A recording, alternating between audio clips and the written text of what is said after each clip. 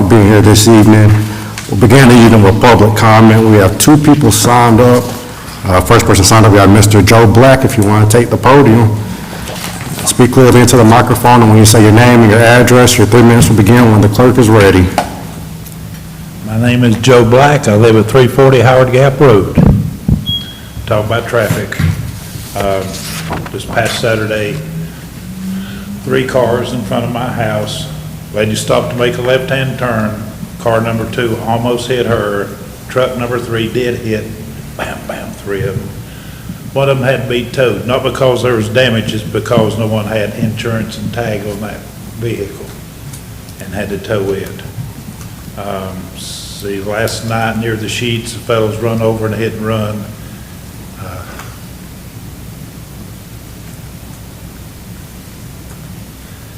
They've caught family. It's awful. Our traffic is awful. And I just wondered, do we need to have a license check? Now, I've been calling a couple of them around here, I know. A license check and see if everybody's legally able to drive and should drive, that kind of thing. We have a lot of out-of-state tags. I don't know if they have insurance, if they even have a license, I don't know. In Charlotte, 6 people died from a terrible accident. They called accident. I think somebody made a decision, a deliberate decision to cause that accident. It killed 6 people.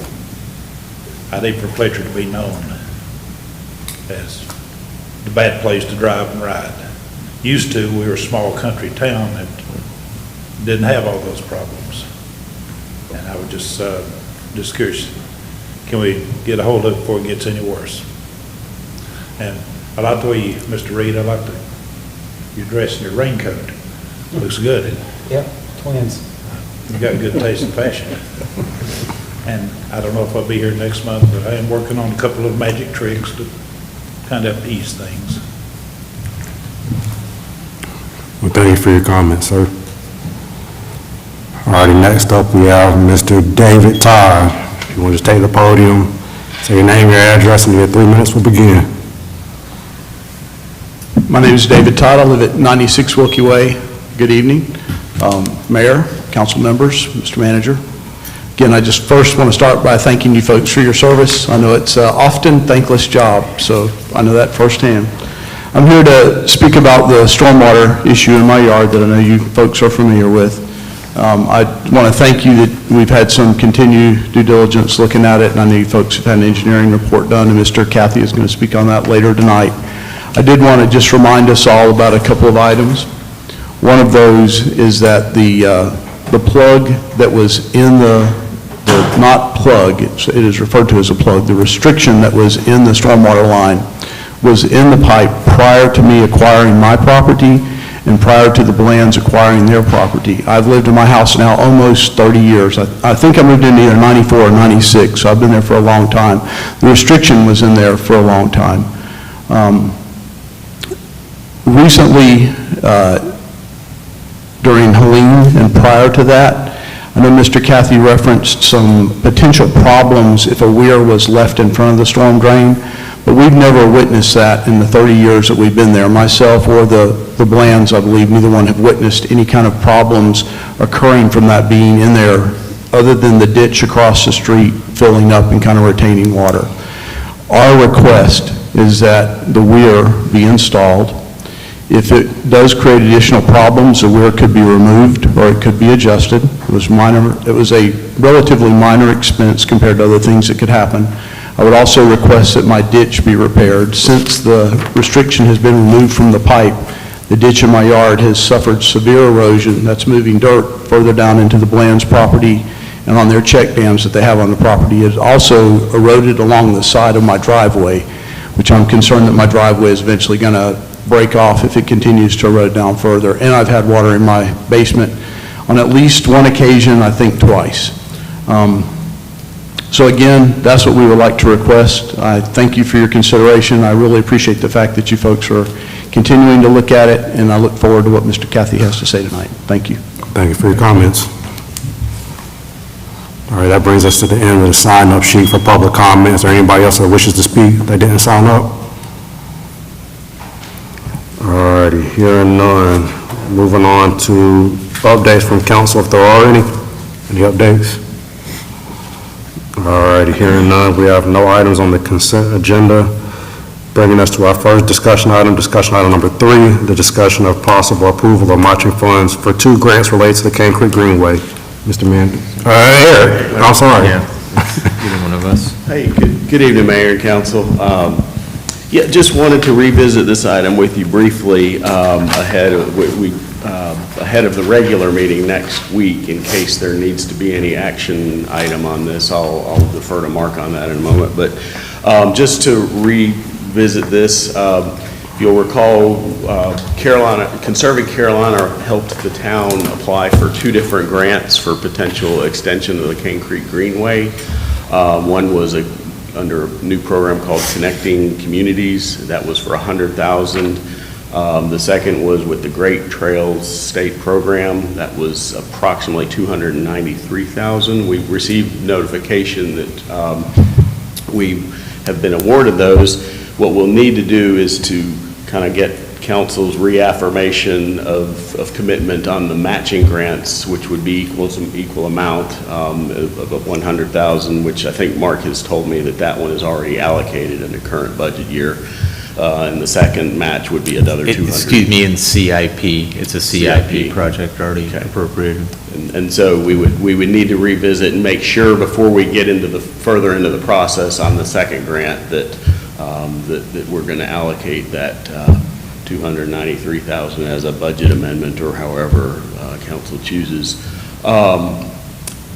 As today, as it exists, the Greenway plan is just basically a concept plan. If once we take these next steps, if we commit the matching funds, we would really begin working in earnest with Conserving Carolina, who could very well may end up administering the grant for us. And we would also work with McGill Associates, and actually had a meeting with Ben, who's here tonight, and with Rebecca from the Land Conservancy last week to talk more about this. We would fairly quickly, once matching funds are committed, need to begin talking to the administrators at the grant programs to get into figuring out what the next steps are. Some of them is going to involve getting into full construction design, which has to be submitted as part of the environmental review that's required for at least one of the grants, et cetera. And I know just internally we've talked about potentially getting going with some of these initial steps sooner than later, but that'll ultimately, be at the pleasure of council. So again, just wanted to touch base. I don't know, Mark, if I forget anything from the meeting last week. I mean, these are 2 grants that, help to be a means to an end here to extend our Cane Creek Greenway further down or further out. And thankfully, with Conserving Carolina's assistance, we got these submitted and approved, and I think they'll help with administration too, I believe, of the grants. But it's a good first step. They'd be soft trails to start, and it can help us, build some meaningful leg here of the trail at this point.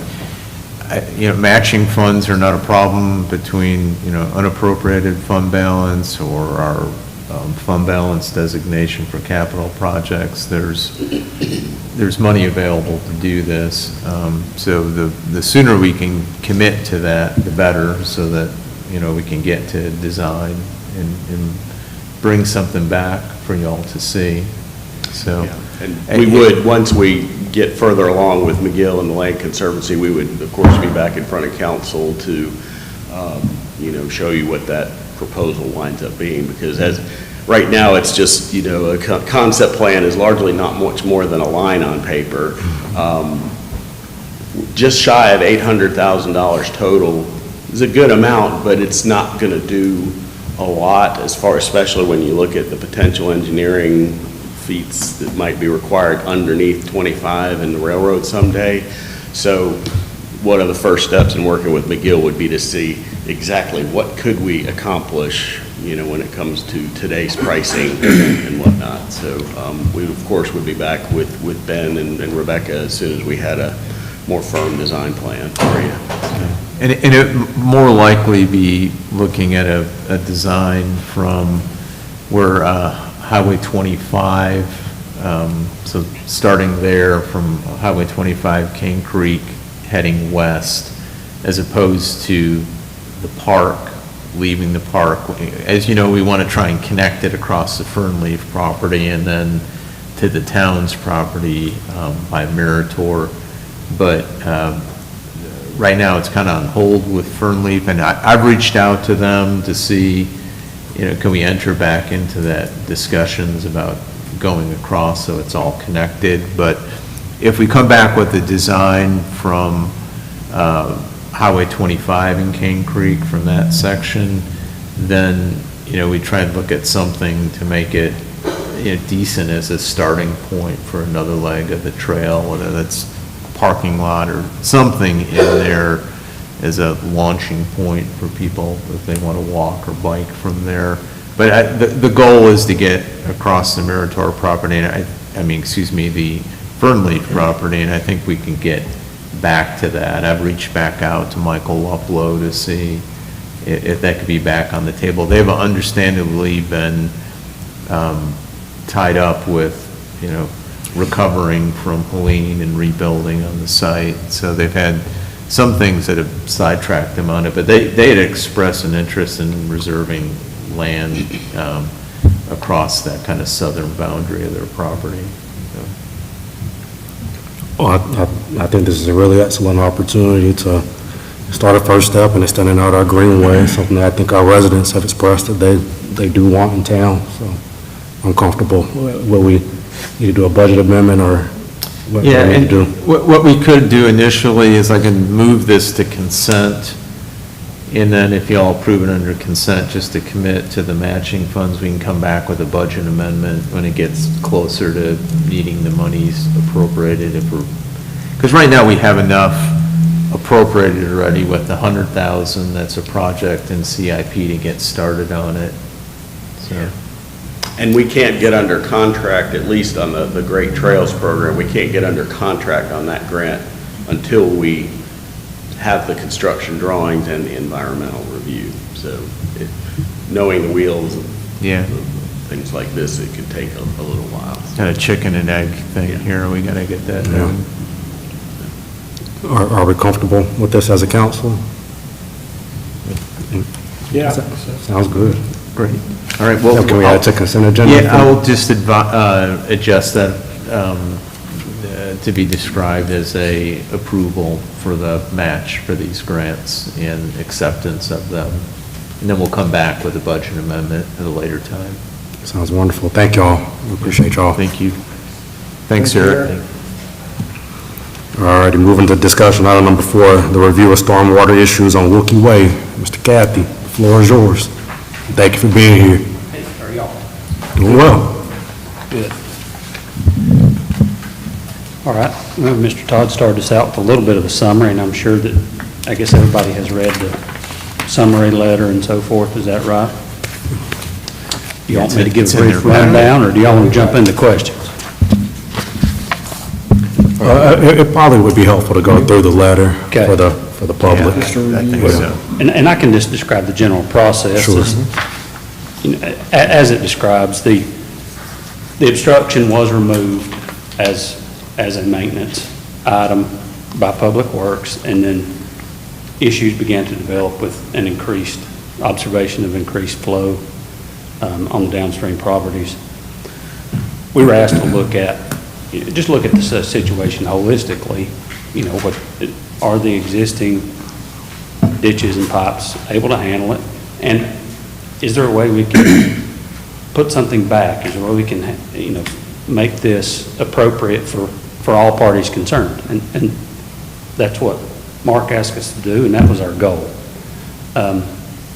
As we dug into that and we looked at determining the amount of runoff anticipated and looking at sizing of ditches and so on and so forth, the point that we always kept coming back to is we are impounding, if we put something back on that pipe, we are impounding water on other properties and/or redirecting water along other routes.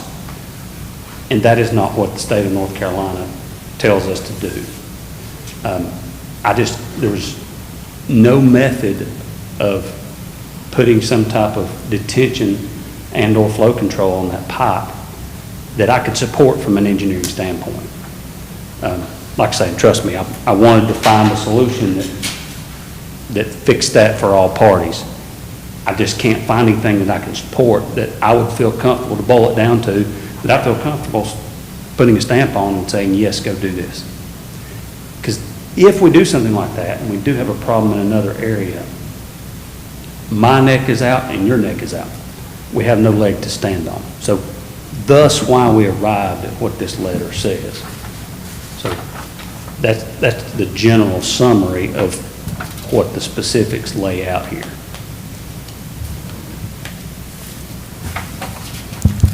Is that a good general summary? Is there something specific y'all want to touch on from that?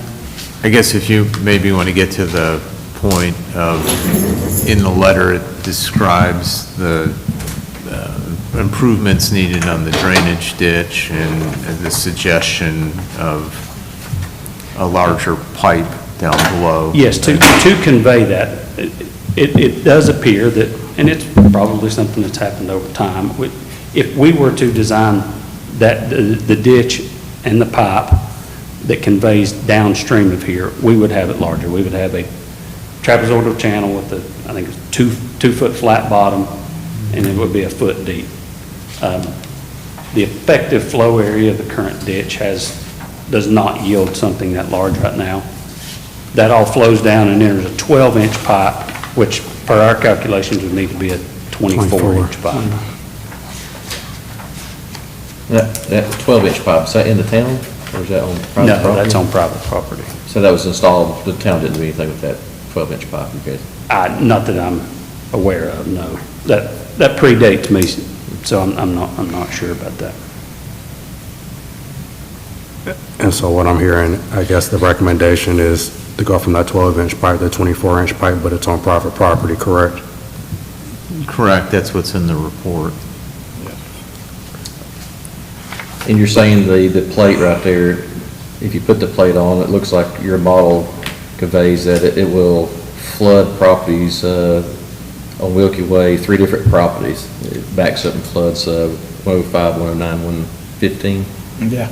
Correct. It would impound, it would store water on other properties and ultimately divert water along another route.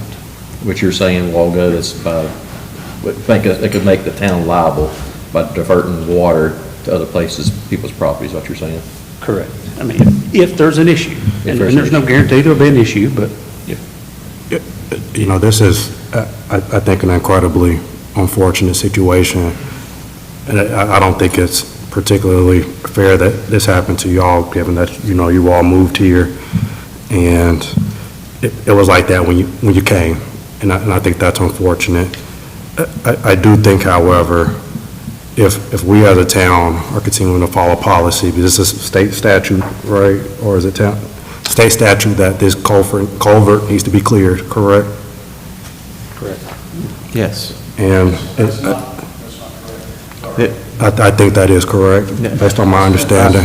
Well, hold on, yeah, thank you. Our research, I mean, it's been backed up on our civil engineering firm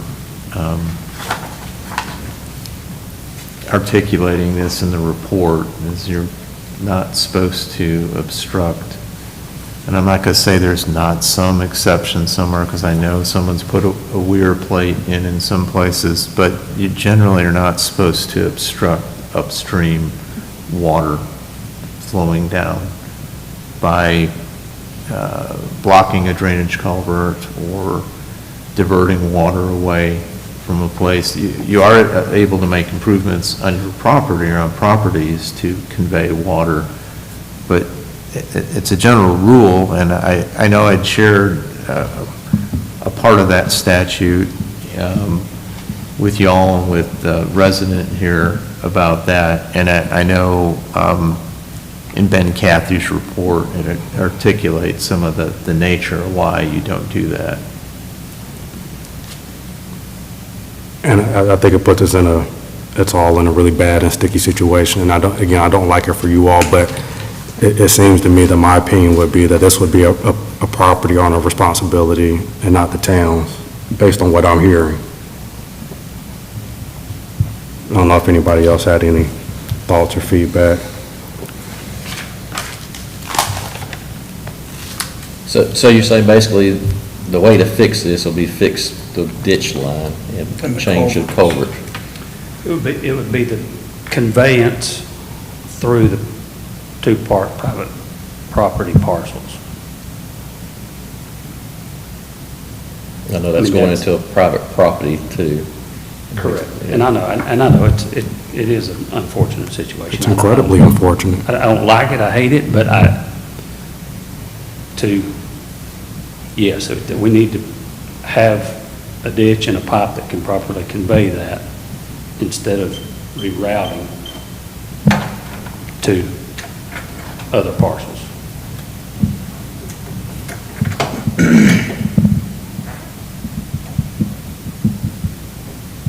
And that's generally been the policy of the town as far as stormwater maintenance. And if I can have Jabo articulate more about some of this, but, essentially the town maintains within our right-of-way any stormwater infrastructure. And then from that point, it's up to the private property owner to do stormwater improvements to convey the water. So if the homeowner was to put in this 2-foot flat bottom ditch and a 24-inch culvert pipe, would that not continue to put water on somebody else, just more controlled? Those two items bring it back to the roadside ditch and then on downstream. So, yes, that those are possibilities but there again, that's just beginning to test your system all the way to the creek. So it would actually cross the street again in a pipe, in a town pipe, just downstream of that point. Which is where it's going now, but you just take a different path to get there? It's just taking a different route to get there. I personally was hoping that the restrictor plate was going to work and he was going to stand, it seemed like that was the solutions in my mind, even talking to like Jonathan Knight, but more Forrest, that's what I was hoping to hear from your report. Well, that situation, that will reduce flow Yeah, but on these properties. It just has to be held somewhere or diverted somewhere. So that becomes the issue with those. Those would work from a hydraulic standpoint. We can reduce the flow across their properties, but then do we have an issue? The neighbors then would have a legitimate beef if it's just that we can't store water on their property. you talked about the neighbors being number 105, 09, and 15, I guess. Yeah, That's the ones. I'd have to look up those addresses. And I guess the question for me is, have they been affected in the past since that pipe's been plugged for 30 years already? And we haven't heard anything. And I'm just kind of curious. That's one issue is, history does not agree with, per what Mr. Todd was saying, history doesn't agree with what I'm calculating. Right.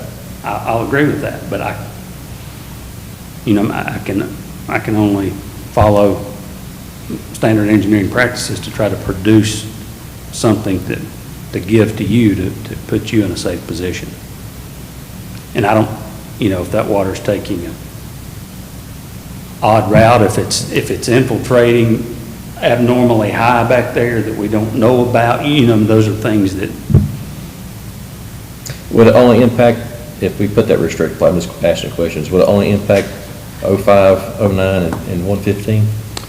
I would have to. I guess the question is have we talked to them folks and asked, have they had problems before? I have them come here, and if we do a restrict in place, I'm just talking out loud here. If this plate was put in place, that these folks right here, that's going to impact if there was good or not good, just to try a trial thing, I don't know. I don't think we've ever probably reached out to them folks and see if they ever had a problem Not to in the my past for knowledge. 30 years. Right, and not to my knowledge, and to your point, Trevor, I was hoping there was, if a weird plate would work, that there was some way for it to work, and I mean, I had a long conversation with Ben as he's working on this. If it can work and not hurt the other That's- adjoining landowners, then if you're able, but, do your analysis on this. Maybe this is an instance where you do a weird plate. I understand the mean, you can't- liability, like you're saying. Yeah, but I'd you like can't, to- if the liability is these three people right here, I'd love to, I'd like to hear from those three people. and talk to them. And so this is what we run into, this is a very unique situation. I mean, hopefully we'll never run into this ever again, but this is what we're gonna try. You might see this, so we haven't seen flooding in 30 years since it's been here, or, yeah, this is awful, and you guys do this, then, yeah, we're gonna sue y'all or something like that. At least we have an idea, trying to get all the facts and everything, but that's just my 2 cents. And that would be, I mean, like the gentleman across the street was there the day that we were there, and I mean, he commented, he was like, it's not bothering me. But back to, is you're professional to recommend something to you, Yeah. you're gonna need that person to acknowledge that fully. That you're diverting stormwater across my property. And the mechanism to do that would be an easement that resides with that property. And then at that point, because when it sells, there's no, if that sells tomorrow and then that person's ticked about it, then you and I are gonna be the ones liable because we said, sure, go ahead and plug that pipe. So I mean, it's gonna take further documentation to me, in my opinion, to say that let's just go ask them if there's a problem. I think it would be That's just like a future step sales. further Yeah. to document and record that. That's standard engineering practice to not divert water across others. Well, I'll say number one, I'm not an engineer and I don't claim to be an engineer, and that's why you're standing here with the PE at the end of your name. I would, though, like to hear from those other three people, not to say that we're gonna go with that, okay? I own private property. I've had to do some grading to offset water that's come across my property. I didn't want to have to do that, but I had to do that, okay? But I'd still like to hear from everybody involved, everybody affected, before we make a final decision that's going to affect everybody. Not to say that that's going to change anything here on this paper and that we're going to go with that, but I would at least like to hear what's happened. I don't know how long these people at 105, 109, and 115 have lived there. How many years back they have. And not to say that I'm going to go with putting this back in place, but I would like to hear a little more, I think, from them. That's my opinion. That's from me. But you're the one with an engineering degree, and you're the one that does this for a living and has seen, and so right now, that's the way I have to lean, but I still feel like, from a personal standpoint, I would like to hear from those folks. Sure. And like I say, it can reduce the flow across those properties. We just have to, it has to go somewhere though. So Right. That's the key piece. It's hydraulics. It's not going down, it's going back, and if it's going back, it's still affecting somebody. Right. So that, sure. And our concern is they might be okay now, but is Ben alluded to, the home sells, and then the next person's, what did you do this? Right.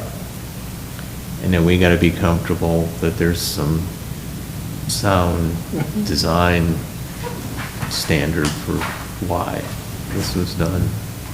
And I don't know if, an easement, a recorded easement, if that solves it, water if they're easement, all, yeah. and are they gonna do that? But, If they don't do that, then it kind of ties your hands then. I mean, if they say, hey, we don't want this water, and there's a water easement, we were able to sign it, to me, it's kind of stuck now.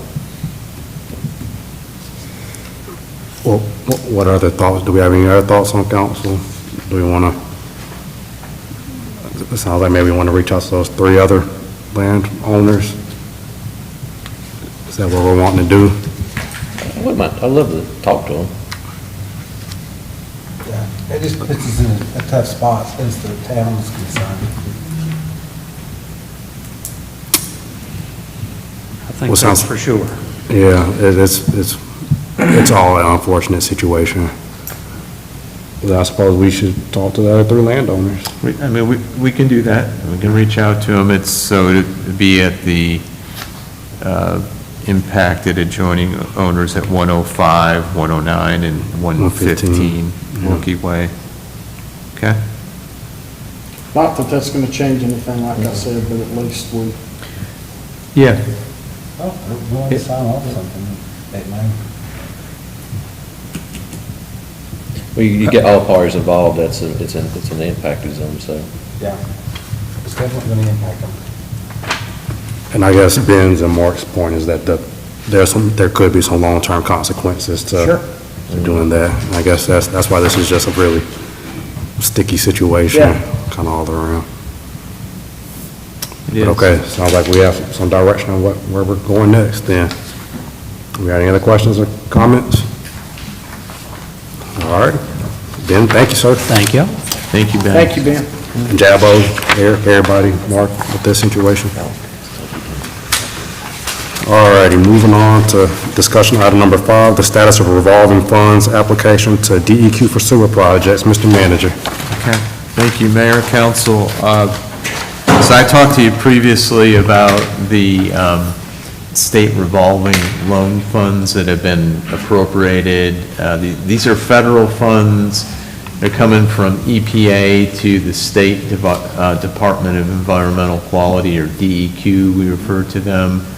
And I spoke to you last month about the possibility of putting an application in, and one of the categories is moving from decentralized to centralized wastewater systems. That's just a fancy word for taking people off a septic and putting them on a sanitary sewer system or wastewater system. You all were comfortable with me doing a pre-application, and I did that, so it's in the system. And then the next step would be to do a full application. And Land to Sky is helping us with that, Mary Roderick and some of the other staff.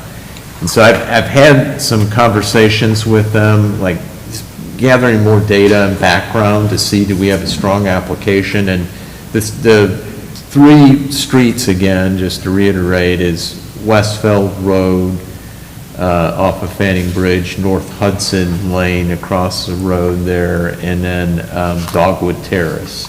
And these were a previously identified area that doesn't have sewer, that we had talked about the possibility of ARPA funds or ARPA allocation going in there. And we did a bunch of outreach with the residents there. This application goes a little bit further. It's technically a loan, but it's a revolving loan fund that's a forgivable loan. So it in essence, is a grant. This would cover, if we were approved, all of the cost of the extension. So even what they're telling us is tap-on fees, or that connection fee, and it might even cover the connection from the meter to the home, which is usually the private property owners or a developer's responsibility to do. So they're working on, Landis is going to some additional workshops to get more clarification on all the steps.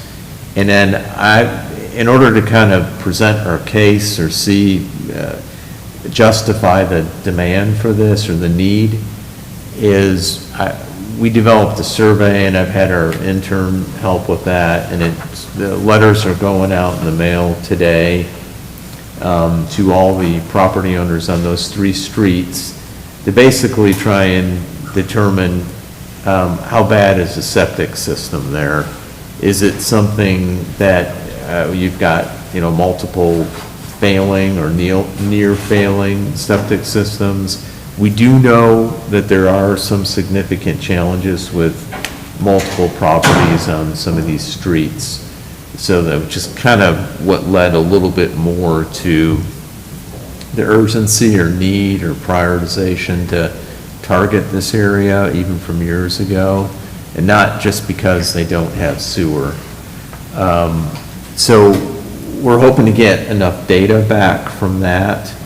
We're also reaching out to the health department to see if there's, any other documented cases that, whatever's public information, to justify that there's failing systems there, because if they're able to determine that, it helps improve our chances in the application to get awarded, because this is competitive. There's only so much money to go around. It's probably at least $1 million project to do this. So I just want to give you an update. We're trying to move this along. Hopefully we'll get a favorable consideration, but as we get to the next kind of formal application submittal, I'll let you know.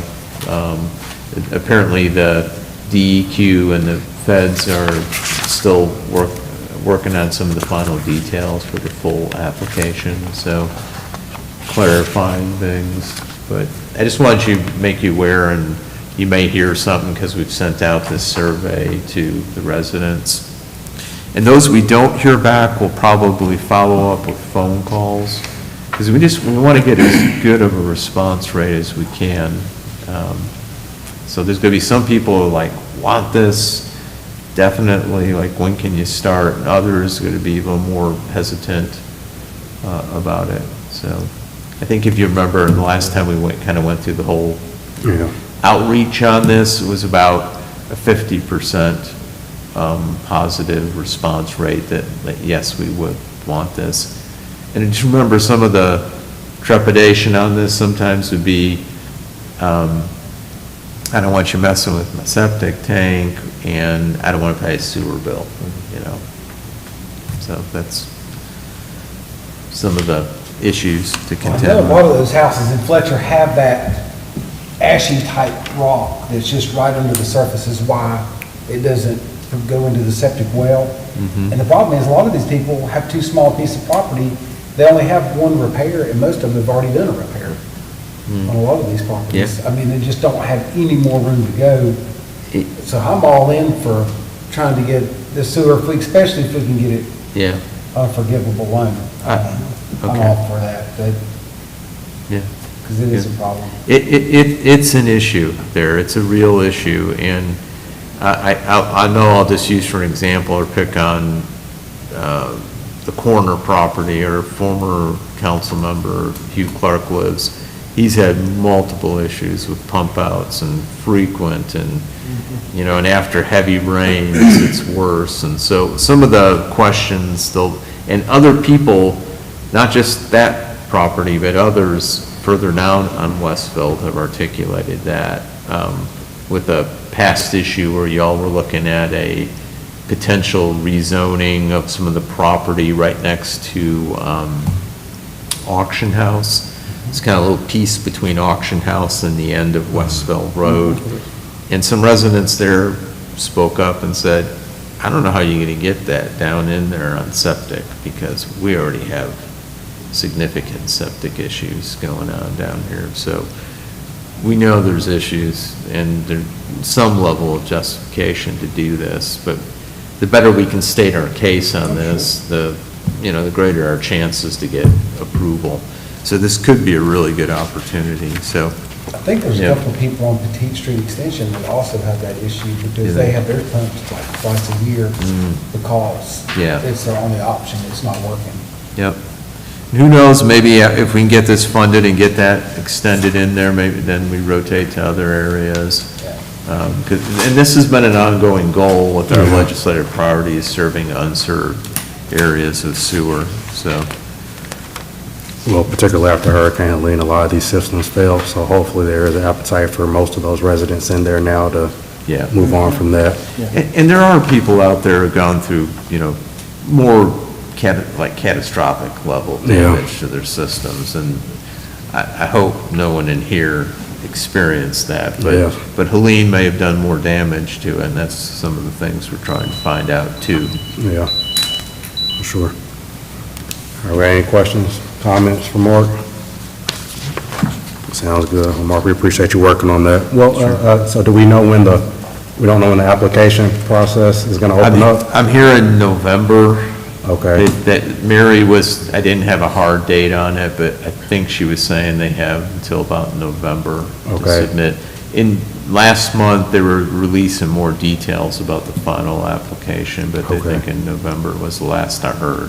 did y'all put a deadline on the survey we're sending out to Yes, residents? yes, Okay. yeah, I think August 22nd, Okay, yeah. And like I said, we'll follow up, if we don't get responses, and not to harass people, but just to be kind of comprehensive in our outreach here, that we'll phone them, or go knock on their door. Maybe Sure. not that. We're with the government, we're here to help. all right, sounds good. Any questions, comments for Mark on that? All right, sounds good. Moving on to item number 6, the appointment to newly created Water and Sewer Commission. Just to give y'all a little bit of background on that, Keith and I were at LGCCA last month, and John Condon and John Mitchell gave a presentation on this new city and county interlocal agreement regarding the water and the sewer system. And there's a lot in that agreement, but part of the agreement that we would particularly be interested in is that a new commission is being formed, and if I remember correctly, it's a 10-member commission. 5 members are appointed by the city, and 5 members are appointed by the county, and then there's 1 chair appointed that the city and the county alternate appointing. And at that meeting, Bill Lapsley referenced each of the municipalities, letting him know, letting the county know who we potentially would want to, who we would potentially want the county to appoint to that position. So each of the municipalities get representation too. However, like some of our other unlike some of our other boards, it can't be an elected official on those boards, so it can't be any of us. So therefore, we need to choose somebody within the town of Fletcher to represent us on that board. And what I did, I asked Christine to give me some of our applications that we've had in the past for people on our boards, and I looked through those to see people that I thought would represent us well. And I haven't asked any of these folk, but reading through their applications, they seem really qualified, poised. If I remember correctly, they all presented pretty well, and I know Trevor also said Jonathan Mitch Brevard, who, yeah, I haven't talked to any of these people either, but I also think would be a good appointment. And so I'm pretty open to any of these folk, but I do think we need to operate with some sort of urgency, and at least by next week, maybe get somebody in line, and maybe we could narrow this down to 2 folk, and maybe we can ask 2 of these folk in this upcoming week, and next week we can come back and we can make a decision to let Chairman Latchley know. So do we need to ask these folks and see if anybody's interested? If they Correct. say no, then. Then we're going back to the drawing board, yeah. Do you need When us is to? this group going to meet? When are they planning on meeting? for the- I'm not sure that we got that information, but we Okay. can try to figure it out. I'm not even sure that's set up yet, but Okay, we so can, that may be an indication with somebody's schedule. yeah, sure. And maybe that's more information that we could get, but. My guess is there'll be evening meetings, like they As were soon in as the it's need to be past, done. but What's that? How soon does it need to be done? Next week or When I asked Chairman Lashley, he asked in the next couple of weeks to get him a name. next couple? That's quick. Yeah, and that's why I said that's a really quick turnaround, which is why I just looked at the names and tried to think of, or just look at folk that may be well qualified. And maybe we ask all four of these folk, and if y'all have maybe other suggestions, then definitely add those on there as well. And I think there's a lot of people that are qualified, not just these folk, but maybe we can ask all four of these folk if they're interested. We can reach out to them and just give them just bare bones about this and see if it's something you'd be interested in. I think that'd be fair, and then we'll see where we need to go from there, then Yeah, I guess we just have to do a vote, I guess. yeah. Yeah. It'd be nice to have like a description what this job's going to be. I know they're going to ask, if I was going to ask that, but Yeah. okay, what's my role? And I think- I mean, It's an ongoing thing. it's I think pretty, that's- I mean, well, not the legislation, their interlocal agreement is pretty complicated, but what this thing does is the commission is an advisory board. I mean, they do have influence in recommending or making kind of big picture decisions on extension of water and sewer lines, management, upgrades to water and sewer infrastructure. And it's kind of similar to that water and sewer advisory board they had before. And it's basically, in my opinion, from everything I heard from their whole presentation, is a slightly upgraded version of that. Yeah. The county still owns their water system and sewer. City Hendersonville owns their water and sewer. The county has more authority with land use decisions. For example, if someone wants sewer from the city of Hendersonville, their current policy says they have to be annexed into the town, and it changes some of the provisions on that annexation requirements. They either can't in certain areas, Yeah. and if they are, the zoning winds up being determined by the The county. county, correct. So the county has authority in areas it normally never would in some of these situations. So there's a lot of nuts and bolts, to And I- this thing. and I think And the purpose behind it was, well, I think the county to be much more directly involved in directing what's happening with water and sewer, but also they're concerned with their comprehensive plan. They don't really have authority in there to stop water and sewer going to some areas that they don't want more densely developed. And really the teeth to stop that is sewer doesn't go.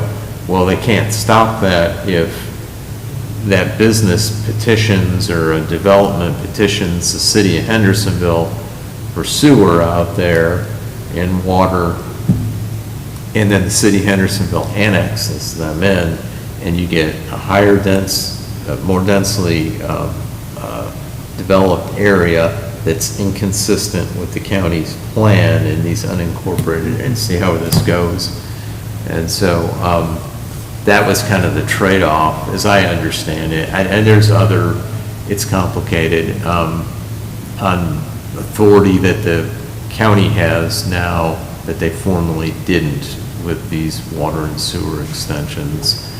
And Hendersonville still, they control the assets.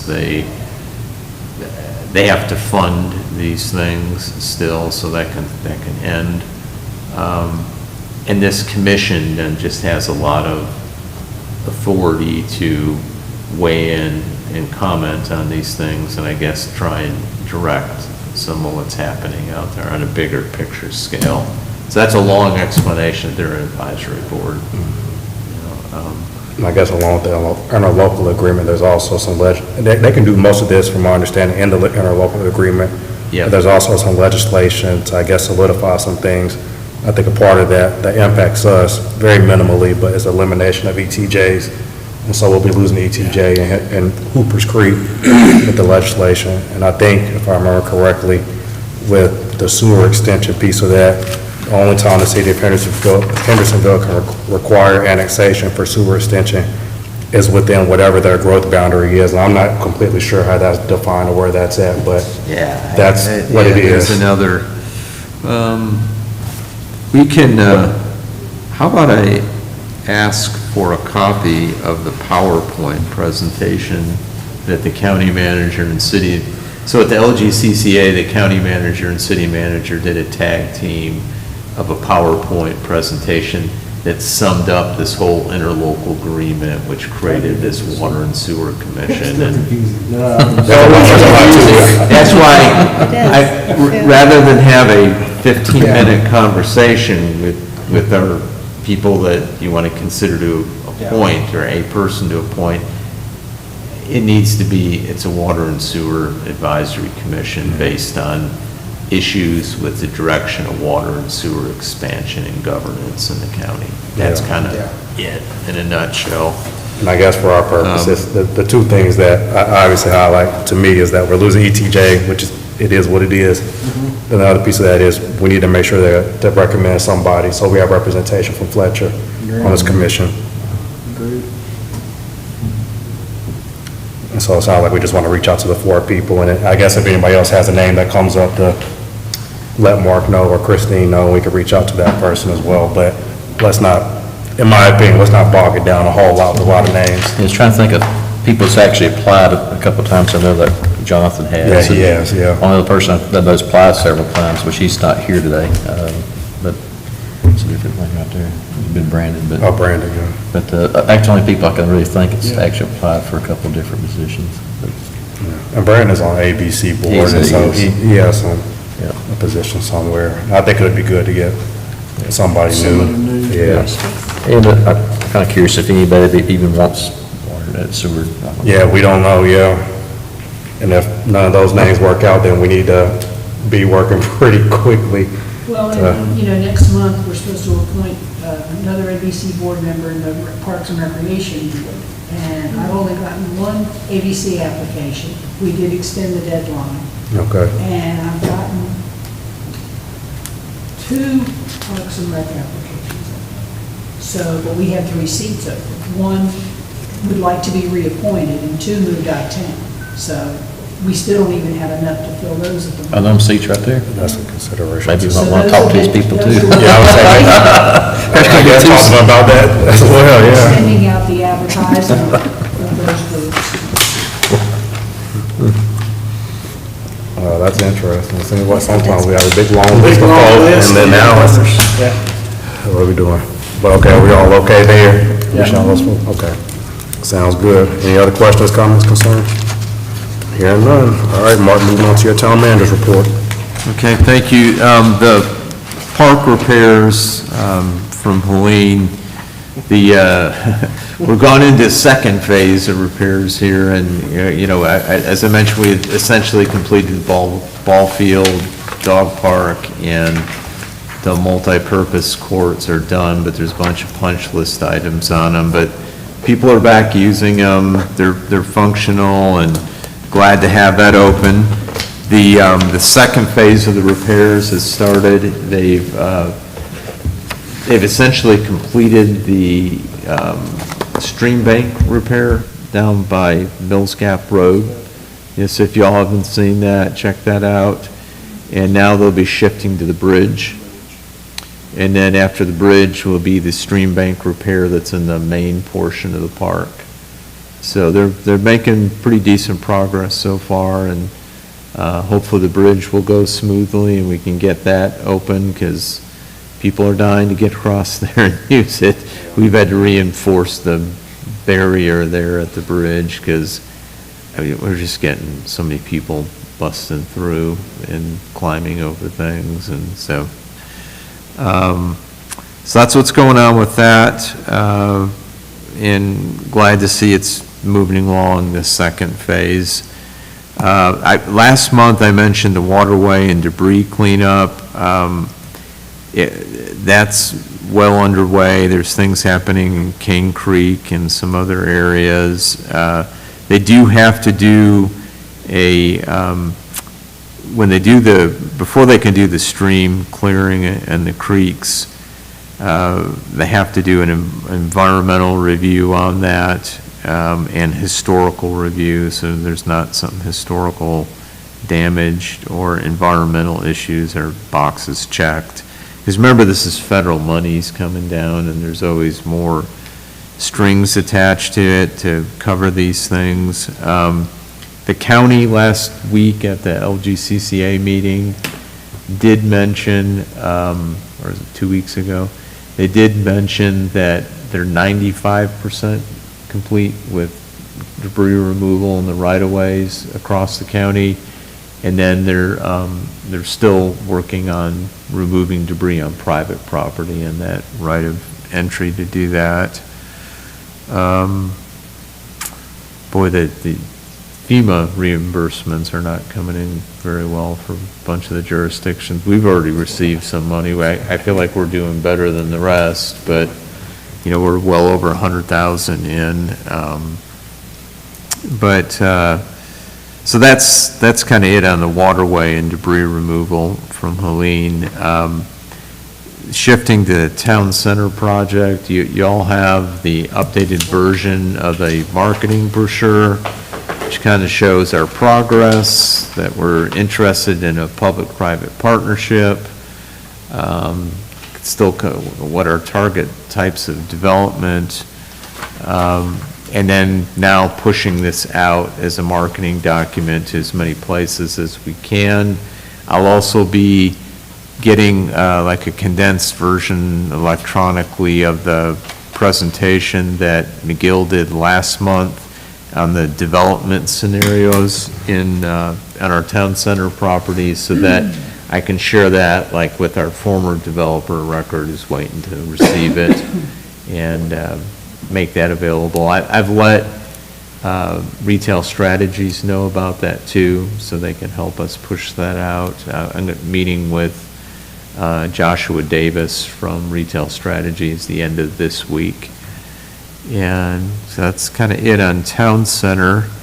Last thing I wanted to mention, First Citizens has reached out to us again. Mitzi Reed and staff there about doing a kind of fall community appreciation day, so another shred event. I don't know if it's going to work out for the police. It wasn't the best day for them, but I know they would like a pill drop. But I know the chief had mentioned the other Friday was a better day, and I think they've already got this booked now it's October 24th, I think from 10 to 2, again, it's a Friday, October 24th. So very well used, attended, you know, a lot of document shred, some good documentation turned in, and then I think they received donations for ABCCM. Good snow event last year. Yeah, that's right. Hopefully it won't be this earlier now, October versus November. This will be better, but we may not have the medication turn in pill drop. There's a lot of that out there now, so in fact, we've got a drop box too in the police department, and so, but that was the last thing. I didn't have anything else. So good. Any questions or comments from Mark? All righty. Any other business from council? I did get to attend a promotion board at the fire department last week. Helped them with a battalion chief selection process. Okay. And I'll say there's a lot of good stuff going on up there.